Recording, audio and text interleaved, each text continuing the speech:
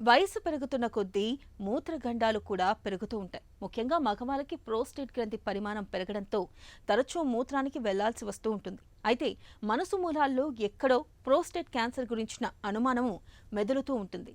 ఇలాంటప్పుడు 6 నెలలు ఏడాదికోసారి prostate specific antigen పరీక్ష పిఎస్ఏను చేయించుకుంటే చాలు ప్రోస్టేట్ గ్రంథిలో క్యాన్సర్ ఆనవాళ్లను చాలా ముందుగానే పసిగట్టొచ్చు.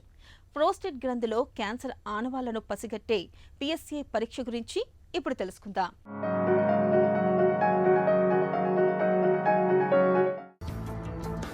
ప్రోస్టేట్ క్యాన్సర్ జీవితపు ఆఖరి మజిలీలో పురుషుల పాలిట ప్రాణాంతకంగా పరిణమిస్తూ ఉంటుంది.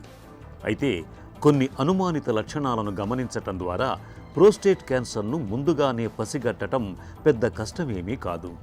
తరచూ మూత్రానికి వెళ్లాల్సి వస్తున్నప్పుడు, మూత్ర విసర్జనలో మంట, మూత్ర విసర్జనకు చాలాసేపు పట్టడం, రాత్రి వేళల్లో ఎక్కువసార్లు మూత్ర విసర్జనకు లేవాల్సి రావటం, ధార తగ్గటం, మలి వయసులో ఇవన్నీ ప్రోస్టేట్ గ్రంథిలో అనారోగ్యాన్ని పట్టి చెప్పే అనుమానిత లక్షణాలు.